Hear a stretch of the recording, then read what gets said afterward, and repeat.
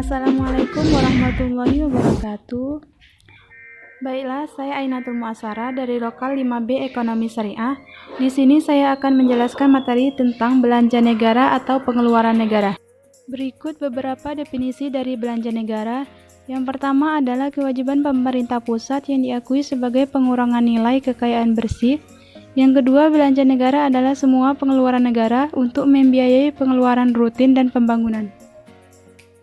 Adapun jenis-jenis belanja negara, yaitu belanja pegawai, belanja barang, belanja modal, bunga, subsidi, hibah, bantuan sosial, belanja lain-lain, dan belanja daerah.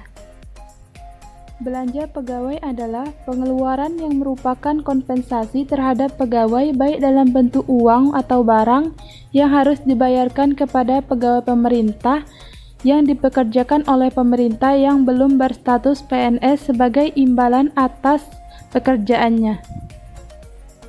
Belanja barang adalah pengeluaran untuk menampung pembelian barang dan jasa yang habis pakai untuk memproduksi barang dan jasa, baik yang dipasarkan maupun tidak dipasarkan, dimaksudkan untuk diserahkan atau dijual kepada masyarakat. Belanja ini terdiri dari belanja barang dan jasa, belanja pemeliharaan, dan belanja perjalanan dinas. Selanjutnya, belanja modal, yaitu pengeluaran anggaran yang digunakan dalam rangka memperoleh atau menambah aset tetap dan aset lainnya.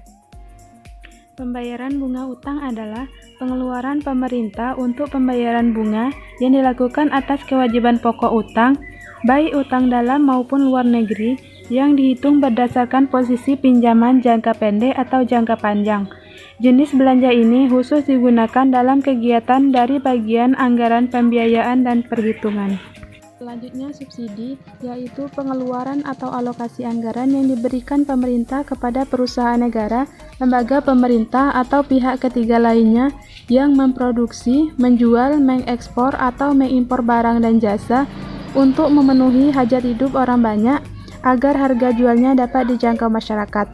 Belanja ini antara lain digunakan untuk penyaluran subsidi kepada masyarakat melalui BUMN atau BUMD dan perusahaan swasta.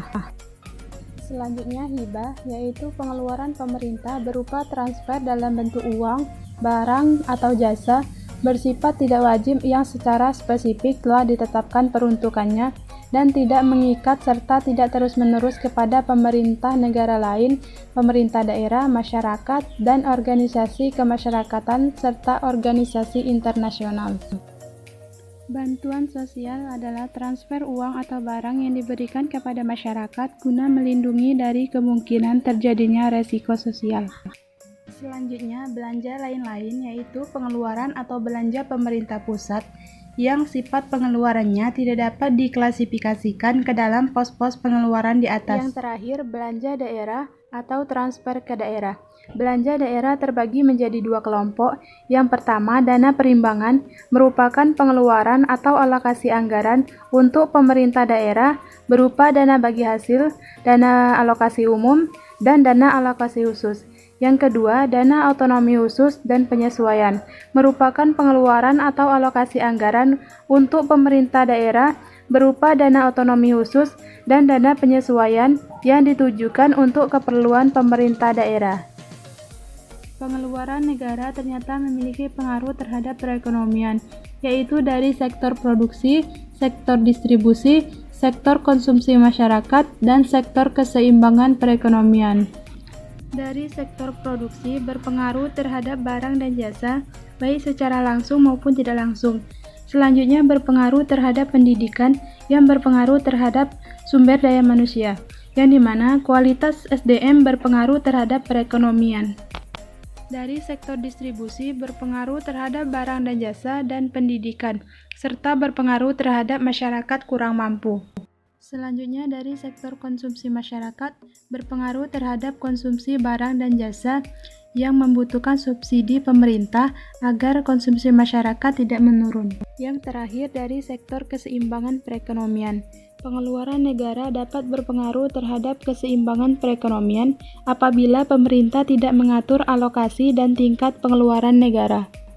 Adapun kewajiban negara terhadap kemakmuran masyarakat, yaitu mempersiapkan, memelihara, dan melaksanakan keamanan negara, Yang kedua, menyediakan serta memfasilitasi untuk kesejahteraan sosial. Yang ketiga, menyediakan dan memelihara fasilitas kesehatan. Yang keempat, menyediakan dan memelihara fasilitas pendidikan. Dalam suatu perekonomian, apabila pendapatan per kapita meningkat secara relatif, maka pengeluaran pemerintah juga meningkat. Teori menurut Adolf Egner. Perkembangan pengeluaran suatu negara berbanding lurus dengan tahap perkembangan ekonomi negara tersebut. Teori menurut Musgrave dan Rostow.